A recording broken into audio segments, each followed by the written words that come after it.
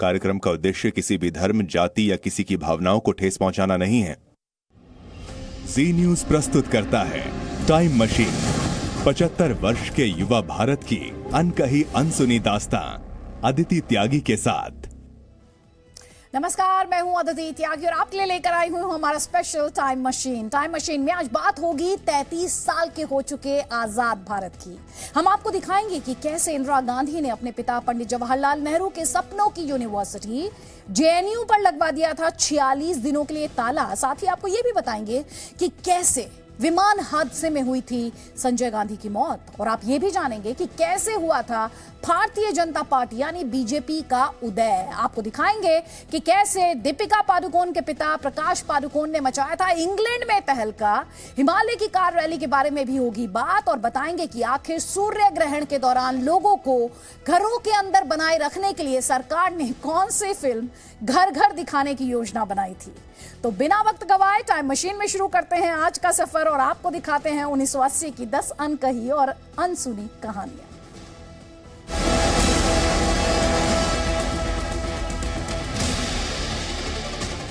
प्याज एक ऐसी चीज है जिसने न सिर्फ किचन में बल्कि राजनीति की दुनिया में भी कई लोगों को रुलाया है।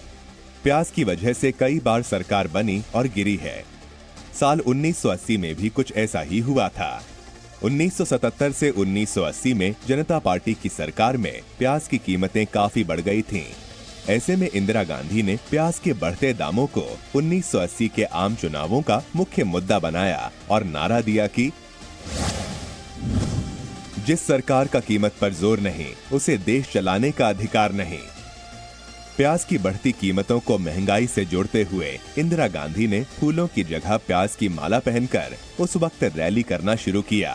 कांग्रेस के प्रचार अभियान में प्याज की कीमतों का मुद्दा इतना हावी रहा कि अमेरिकी अखबार वॉशिंगटन पोस्ट ने चुनाव के बाद लिखा, भारत में कोई भी चीज बिना प्याज के नहीं पक सकती। इसी मुद्दे की बदौलत कांग्रेस ने सत्ता में वापसी भी की।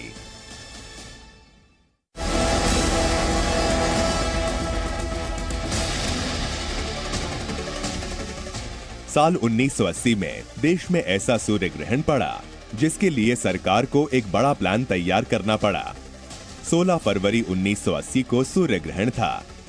सूर्य ग्रहण को देखने के लिए एक तरफ जहां देशवासी उत्साहित थे, तो वहीं सरकार नहीं चाहती थी कि जनता बिना किसी सुरक्षा उपाय के सूर्य ग्रहण को देखे। इससे उनकी आंखों को नुकसान पहुंचने की आशंका थी। ऐसे में सरकार ने जनता को घर में ही रोके रखने का उपाय किया। सरकार ने एक प्लान तैयार किया।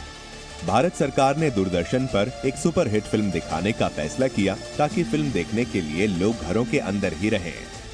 सूर्य ग्रहण के दिन अमिताभ बच्चन और धर्मेंद्र की best comedy film Chupke Chupke को पूरे दिन दूरदर्शन पर दिखाया गया। उस दौर में दूरदर्शन पर फिल्में सिर्फ रविवार को दिखाई जाती थीं, लेकिन सूर्य ग्रहण शनिवार को था।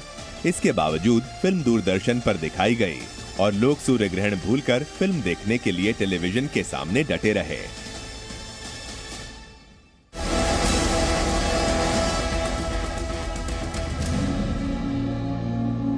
दिल्ली का जवाहरलाल नेहरू विश्वविद्यालय यानी जेएनयू देश के सबसे प्रतिष्ठित शिक्षण संस्थानों में से एक है।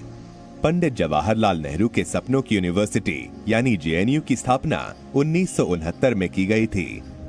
जेएनयू की स्थापना होने के बाद से इसका कैंपस धीरे धीरे वामपंथी विचारों का केंद्र बनता चला गया। ये बात इंदिरा गांधी को खटकती जा रही थी। बात 1980 की है। एक दिन तत्कालीन छात्र संघ के अध्यक्ष राजन सी जेम्स को कार्यकारी कुलपति केजे महाले को अपशब्द कहने पर निलंबित कर दिया गया, जिसके बाद जेएनयू कैंपस में पहले प्रदर्शन हुआ।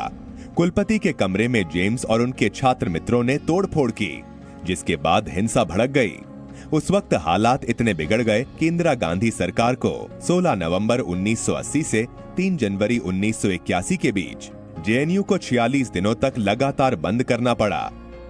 और तो और राजन सी जेम्स सहित अन्य निष्कासित और निलंबित छात्रों को हॉस्टल से बाहर निकालने के लिए पुलिस बल की मदद तक लेनी पड़ी थी।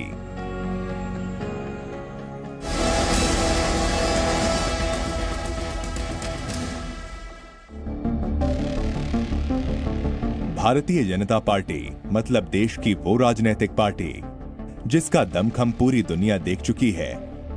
लेकिन क्या आप जानते हैं कि आखिर बीजेपी की शुरुआत कैसे हुई थी?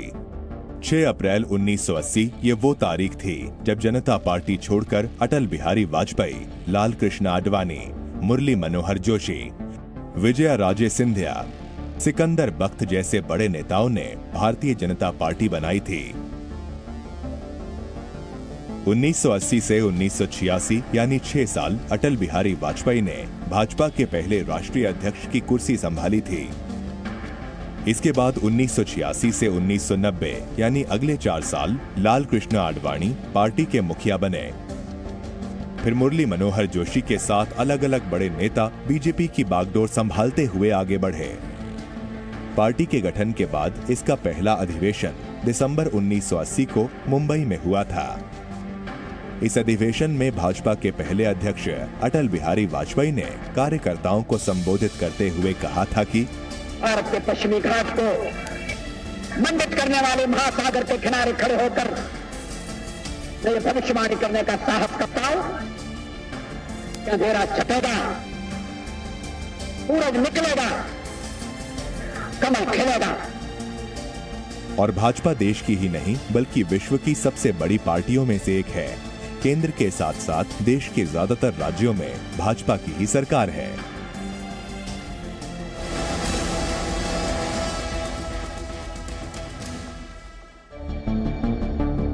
संजय गांधी एक ऐसे नेता थे जिन्हें सियासत की तरह फ्लाइंग में भी खतरनाक हद तक जोखिम लेने का शौक था। कई बार तो संजय गांधी जूतों की जगह चप्पल में ही प्लेन उड़ाने के लिए निकल जाते थे और हवा में कलाबाजियां दिखाते थे। लेकिन एक दिन यही कलाबाजी उनके लिए काल बन गई। 1980 में भरी एक उड़ान उनकी आखिरी उड़ान बन गई। 23 जून 1980 को इंदिरा गांधी के छोटे बेटे संजय गांधी ने सफदरजंग एयरपोर्ट से ठीक 7:58 पर उड़ान भरी। संजय गांधी आसमान में सुबह की सैर करना चाहते थे।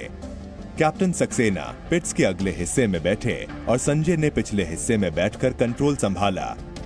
संजय ने सुरक्षा नियमों को दरकिनार करते हुए रिहायशी इलाके के ऊपर ही 3 चक्कर लगाए, जिसके चंद मिनटों बाद उनका नियंत्रण पिट्स पर से खत्म हो गया और फिर घर घर की आवाज करता हुआ प्लेन जमीन की ओर बढ़ता हुआ क्रैश हो गया।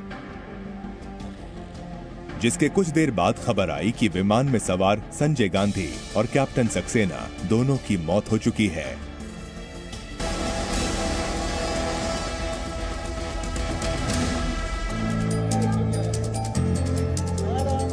दीपिका पादुकोण आज देश की सबसे बड़ी एक्ट्रेसेस की लिस्ट में शुमार हैं।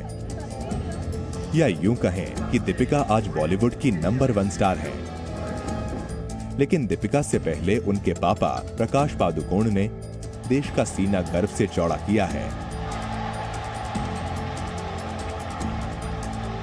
दीपिका के पापा प्रकाश पादुकोण एक मशहूर बैडमिंटन प्लेयर रहे हैं। वो साल था 1980 का, जब एक भारतीय प्लेयर ने इंग्लैंड में तहलका मचा दिया था। साल 1980 में 24 साल के प्रकाश पादुकोण ने मेंस सिंगल्स फाइनल में इंडोनेशिया के लियम स्वी किंग को 15-3, 15-10 से करारी शिकस्त देकर जीत हासिल की थी। मजे की बात यह है कि उन्होंने दूसरी सीड इंडोनेशियाई बैडमिंटन स्टार का लगातार तीसरी बार टूर्नामेंट जीतकर हैट्रिक बनाने का सपना तोड़ा था। आपको बता दें कि प्रकाश पादुकोण विश्व के सबसे पुराने बैडमिंटन टूर्नामेंट का खिताब जीतने वाले पहले भारतीय बने, जिनकी वजह से ही भारत में बैडमिंटन को और ज्यादा पहचान मिली।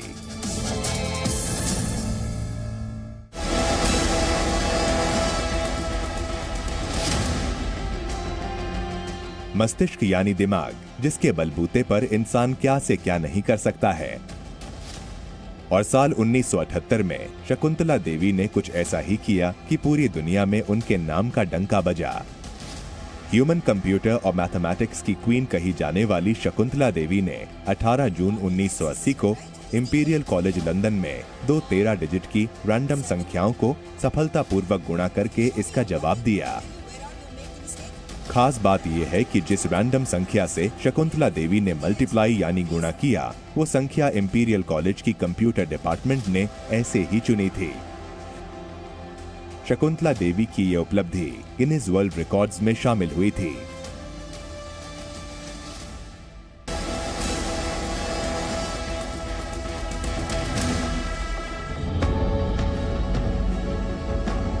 साल 1980 में जब देश तकनीकी की राह पर निकलकर नए नए आयाम छू रहा था, तभी उसी बीच देश में एक कार रैली निकाली गई और ये कार रैली हिमालय के उन पहाड़ों में निकाली गई जहां कभी भी कुछ भी हो सकता है। एक तो ऊबड़ खाबड़ रास्ता और ऊपर से उन रास्तों पर कार की रैली। पड़ गए ना सोच में। लेकिन ये सच है, साल 1980 में पहली हिमालय कार रैली को बंबई यानी मुंबई के ब्रेबॉर्न स्टेडियम से हरी झंडी दिखाकर रवाना किया गया था। इस कार रैली में कई विंटेज कारों ने भी हिस्सा लिया था। इस रैली को केन्या के शेखर मेहता ने जीता था।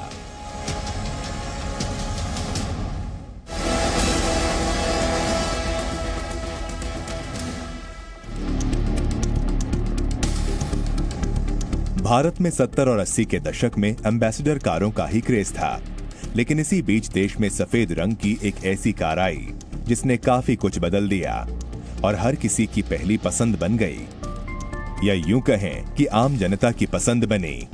1980 में पहली बार जनता की कार कही जाने वाली मारुति 800 देश की सड़कों पर दौड़ने आई। दरअसल 1980 में संजय गांधी ने भारत के आम लोगों के लिए एक कार बनाने का सपना देखा, लेकिन प्लेन क्रैश में संजय गांधी की मौत हो गई। फिर सस्ती कार लाने के लिए भारत सरकार की मारुति कंपनी ने जापान की सुजुकी मोटर कंपनी के साथ एक जॉइंट वेंचर शुरू किया और फिर दोनों कंपनियों ने मिलकर मारुति सुजुकी को भारत में लॉन्च किया। इसके बाद 1983 में मारुति सुजुकी की भारत में बुकिंग शुरू हो गई। महज 2 महीने के भीतर ही करीब 1,35,000 कारों की बुकिंग हुई। लॉन्चिंग के वक्त मारुति सुजुकी की कीमत 52,500 रुपए थी। 14 दिसंबर 1983 यानी संजय गांधी के जन्मदिन के मौके पर इस कार की डिलीवरी शुरू हुई। तत्कालीन प्रधानमंत्री इंदिरा गांधी ने खुद अपने हाथों से उन पहले 10 लोगों को कार की चाबी सौंपी जिन्होंने इसकी बुकिंग कराई थी। इंडियन एयरलाइंस के कर्मचारी हरपाल सिंह मारुति 800 के पहले मालिक थे।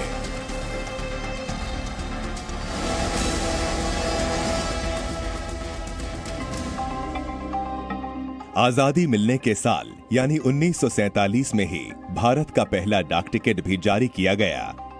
उसके बाद से हर साल खास तरीके के डाक टिकट जारी किए जाते रहे, लेकिन साल 1980 में ऐसे डाक टिकट जारी किए गए जिसने न सिर्फ महिला सशक्तिकरण को बढ़ावा दिया, बल्कि महिलाओं की भागीदारी, उनकी योग्यता और भारतीय संस्कृति को भी बढ़ाया। 1980 में भारत सरकार ने अलग अलग राज्यों की दुल्हनों के डाक टिकट जारी किए। पारंपरिक भारतीय पोशाक में राजस्थान, पश्चिम बंगाल, तमिलनाडु और जम्मू कश्मीर से ताल्लुक रखने वाली दुल्हनों की तस्वीरें डाक टिकट पर नजर आईं।